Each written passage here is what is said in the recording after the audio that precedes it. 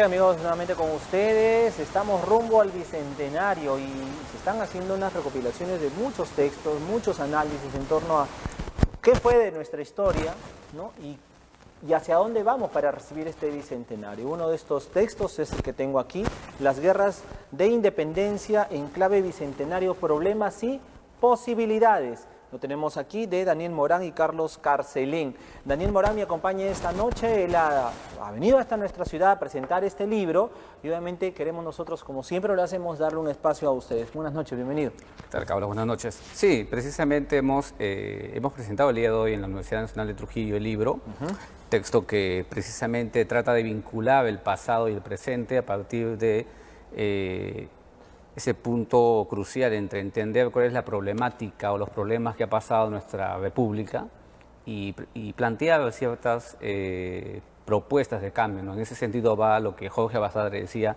el Perú como problema y como posibilidad, ¿no? Efectivamente. Daniel Morán es docente investigador en la Dirección de Estudios Generales de la Universidad San Ignacio de Loyola y docente de la Escuela Profesional de Historia de Ciencias Sociales de la Universidad Mayor de San Marcos. Ha venido a presentar este libro, como les decía. Sin embargo, tenemos que hablar de historia, sí, pero también de presente. Claro. Pero pareciera que vivimos en un tiempo cíclico, ¿no? Sí. Porque lo que estamos viviendo ahora se vivió tiempo atrás. ¿Qué tanto hemos aprendido a la elección? Parece que muy poco o casi nada, dirían algunos. Bueno, la historia se encarga de estudiar no solamente el pasado, sino esa vinculación de los seres humanos o las sociedades en el tiempo, ¿no? De hecho, pasado, presente y futuro, ¿no? Parecería que no hemos aprendido, ¿no?, las lecciones del pasado, ¿no? Y los problemas, y este libro lo que trata fundamentalmente es entender a partir del presente ciertos problemas y trasladarlo a sus orígenes, que es el pasado, ¿no? Problemas como la corrupción, el problema de la representación política, el problema de la discriminación, el problema de la exclusión social, porque gran parte del libro está vinculado a el papel de los sectores populares, indios, negros, cholos, mestizos, la mujer, el problema incluso de las representaciones vinculados al aspecto de la formación del ejército, textos que están fundamentales ahí también es cuál es la conciencia política, la cultura política de los sectores de élite y los sectores populares. La prensa. La prensa, también, ¿no? Los medios de comunicación, claro. Como, claro, obviamente en esos momentos no existían las redes sociales, pero esas redes sociales de momento estaban referidos a la lectura en voz alta, la circulación de la información a partir de los periódicos, panfletos, claro, etcétera, ¿no? Una cuestión muy, muy importante. Yo siempre señalo, ¿no?, la historia también estudia los cambios y las permanencias, ¿no? En ese sentido, como bien ponía un ejemplo, los hombres van cambiando, pero lo que quedan son las instituciones. Entonces la historia trata de entender a través del tiempo precisamente esa vinculación, ¿no?, entre las instituciones, los hombres, los seres humanos, con la intención de ir mejorando, ¿no?, adquirir esta cosa que nosotros llamamos como pensamiento crítico, ¿no? Ahora, dentro de la historia, tú acá en tu libro, Las guerras de independencia, la plebe, tendríamos ahora a hablar del pueblo. Ha sido gravitante en este paso histórico, ¿no? Claro, en el libro tú puedes ver que 7 de los 12 artículos, más del casi el 60% de los textos está vinculado a la participación de la plebe o sectores populares, le llaman populacho, bajo pueblo, la chusma, la canalla, hoy se conoce como el pueblo, ¿no? Entonces, la participación no solamente en el lado patriota, sino en el lado también realista. ¿Y por qué en el texto busca entender eso? ¿Cuáles eran las intenciones o los intereses?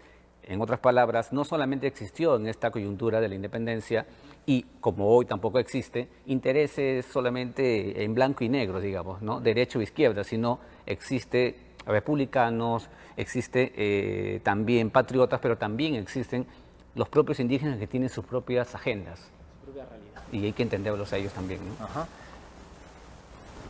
Recoger lo que tú has analizado aquí con lo que estamos viviendo, con el presente. ¿No? ¿Cómo podemos hacer un análisis aquí?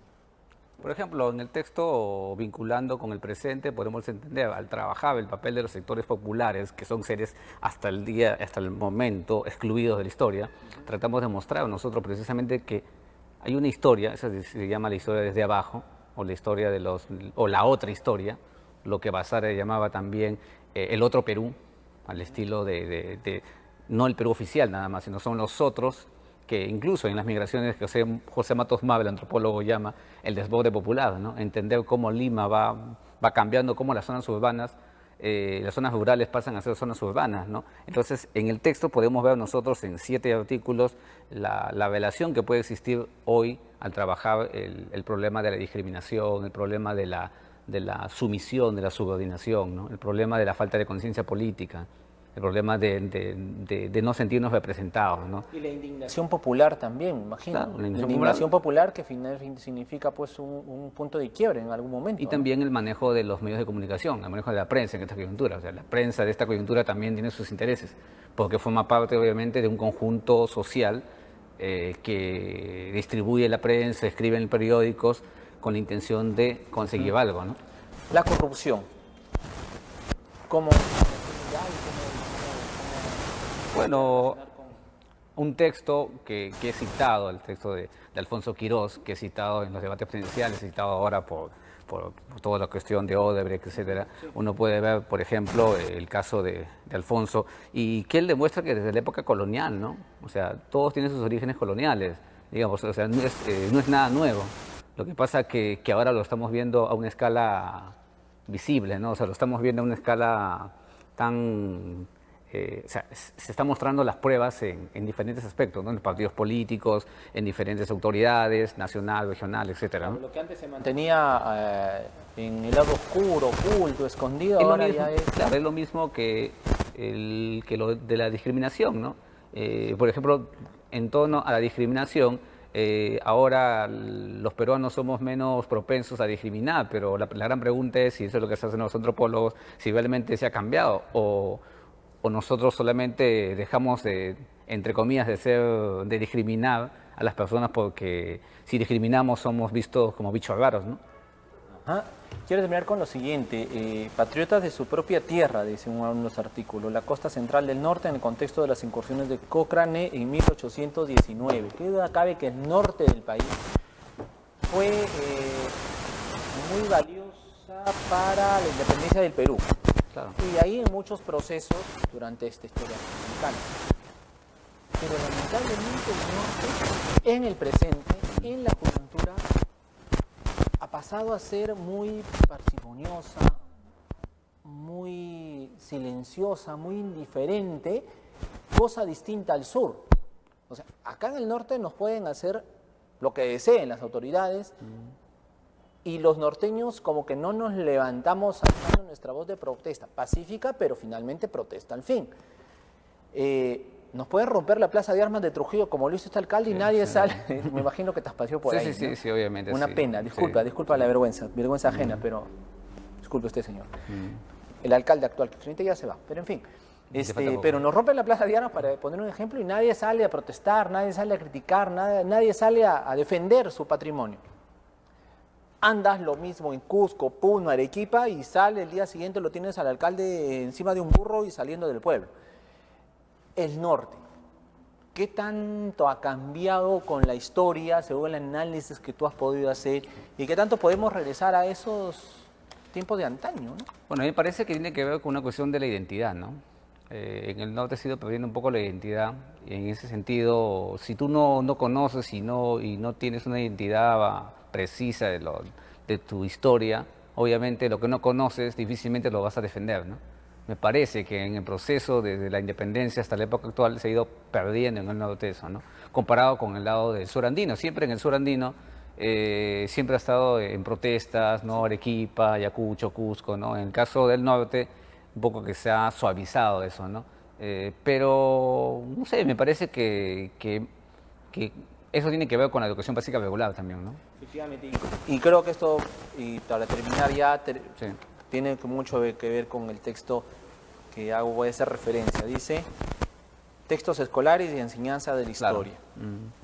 De José Chávez, Ahí por parte, ejemplo, ¿no? es Sí. fundamental. Cómo los textos escolares, la idea básica es allí, y yo también estoy trabajando el texto de educación primaria, porque también es importante, primaria y secundaria. El profesor Chaupes habla sobre cómo en los textos escolares se difunde la historia, ¿no? De la independencia.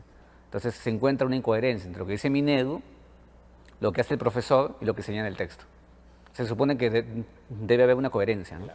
Y eso no existe, pues, lamentablemente, por ahora. Hasta ahora. Cambios necesarios, Sí, hay que hacer. tiene que haberse cambios, pero como dice, estamos en problemas, pero tenemos un futuro con posibilidades, ¿no? Muchísimas posibilidades. Sí, ese es El Perú tiene posibilidades, el Perú tiene futuro. sí, hasta ahora estamos sobreviviendo ante tantos catástrofes, creo que sí podemos, ¿no? Efectivamente. Y vamos a poder cada vez que personas como Morán publiquen estos textos de alguna manera que nos hacen pues meditar, reflexionar y en buena hora. Te agradezco muchísimo, Daniel, por estar esta noche con nosotros. Promociona tu texto, aprovecha que estás Sí, en el norte te escucha. precisamente las guerras de independencia en clave bicentenario lo pueden adquirir en la Escuela de Historia de la Universidad Nacional de Trujillo, o si no, comunicarse conmigo, ¿no? A través de las redes sociales nos podemos contactar y estaremos presentando también el libro en la Casona de San Marcos el día viernes en Lima, es la primera presentación. Hemos tenido la presentación en Arequipa la semana pasada, el día de hoy ha sido aquí en el norte y ahora en Lima, ¿no? Estamos descentralizando la historia, ¿no? Perfecto. El Perú es problemas y posibilidad, que es importante. Te agradezco por estar esta noche con nosotros. Muchísimas gracias por el texto. Te lo dejo ahí para que usted me lo dedique, como merece ser. Bien, amigos, de esta manera nosotros nos despedimos, nos reencontramos mañana en una nueva edición de Línea Directa. El Perú está pues metido para muchos graves problemas que nos pueden desmotivar, desmoralizar, indignar. Queda ahí. El Perú es muchísimo más grande que sus problemas y con una infinidad de posibilidades para seguir creciendo. Pero eso va a depender de cada uno de nosotros, sin duda, de lo que haga usted desde su casa, con su familia y qué hacemos como vecindario, qué hacemos todos como nosotros. Muchísimas gracias por estar esta noche con nosotros. Nos reencontramos mañana en una nueva edición de Línea Directa. 6 en punto de la mañana. Usted va a amanecer bien informado al estilo de Sol TV. Noticias, edición de la mañana. Que descansen. Que tengan ustedes muy buenas noches.